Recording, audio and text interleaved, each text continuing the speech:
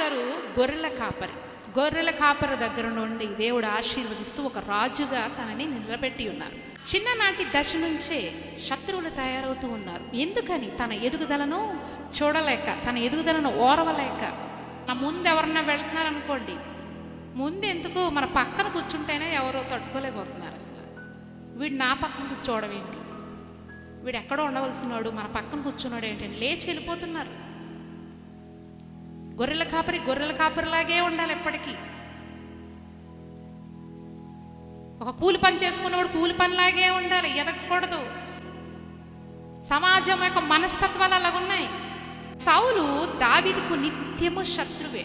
తన కుమార్తెను మీకాలును ప్రేమించాడని ఒక కోపం ఉండొచ్చు. అందరూ కూడా దావీదుని ప్రైజ్ చేస్తున్నారని ఒకలాంటి స్వభావమును, కుళ్ళు స్వభావమును కలిగి ఉండొచ్చు. ఇలా చాలా విధాలుగా సౌలే పెద్ద శత్రువుగా తయారై ఉన్నాడు. ఎందుకంటే జీవితంలో ఎటువంటి కఠినమైన పరిస్థితులు ఎదురైనా ఒక సామాన్య మనిషి ప్రార్థన ద్వారా దాన్ని జయించగలడు. మనం ఎప్పుడైతే ఉన్నతంగా ముందుకు వెళతామో శత్రువులు ఎక్కువ తయారవుతారు. కానీ ఎవరి గురించి కూడా మనము పట్టించుకోకూడదు. మన దేవాతి దేవుడు మనల్ని ముందుకు నడిపిస్తున్నప్పుడు మన యొక్క కాన్సెప్ట్, మన యొక్క గురి, మన గోల్ అంతా కూడా దేవాతి దేవుని వైపే ఉండాలి. ఎవరి యొక్క ఇష్టాలను గురించి, ఎవరి యొక్క మనస్తత్వాల గురించి నీవు ముందుకెళ్ళిపోవడం ఆగిపోకూడదు. నువ్వు చేరుకోవాలన్న గోల్కి నువ్వు చేరుకోవాలి. గొర్రెల కాపరి అయిన దావీదు గారు ముందుగా వెళ్తున్నాడు. దేవుని ఆశీర్వాదంతో ముందుకు వెళుతూ అనేక శత్రువులు దావీదు గారికి ఉన్నప్పటికీ కూడా దేవుని కూడా పక్కన పెట్టేయలేదు. దావీదు గారు ఉన్నతంగా ఎదగడానికి గల కారణము ప్రార్థన. మొర్రపెట్టి అలిసిపోయారు. అన్ని ఫెసిలిటీస్ వచ్చేసినాయి మనకి. ప్రార్థనని కనుక మోకరించలేము, స్తుతులు చెప్పాలంటే హల్లెలూయా చెప్పలేము, చేతులు ఎత్తలేము, పాట పాడలేము, ముసుగు వేసుకోలేము. మన జీవితం మన ఇష్టానుసారంగా బ్రతుకుతున్నాము. ఇక్కడ దావీదు గారు చెప్తున్నది చూడండి, మొర్ర పెట్టడం అంటే గొంతుకు ఎండిపోయేంతగా. దేవునిలో మనము అలిసిపోవాలి, దేవునిలో మనము క్షీణించిపోవాలి, దేవునిలో మనం నలిగిపోవాలి, దేవునిలో మన కన్నీరు కార్చుచ్చు మనము దేవునికి మన మనవులను విన్నపించుకోవాలి. ఆయన్ని స్తుతించి ఆరాధించేవారు ఉండాలి.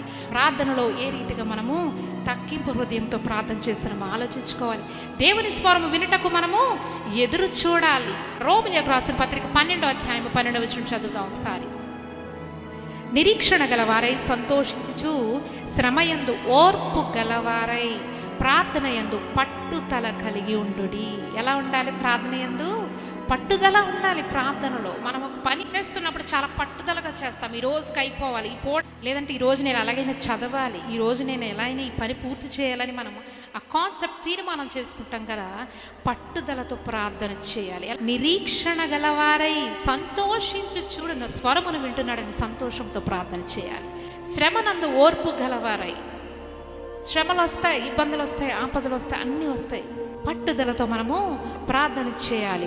ప్రార్థనలో నిరీక్షణ కలిగి ఉండాలి, సంతోషించే వారంగా ఉండాలి, శ్రమలో ఓర్పు గలవారంగా ఉండాలి. మనకు శ్రమ వచ్చిందంటే ఓర్పుతో ఉండాలి, సమాధానం కోసం మనం ఎదురు చూడాలి, పట్టుదలతో ప్రార్థన చేయాలి, గురి కలిగి మనము ప్రార్థన చేయాలి. దేవుని స్వరం వినడానికి నెమ్మది గల ఆత్మతో మనం సిద్ధపడిన మనసు గలవారే ఉండాలి.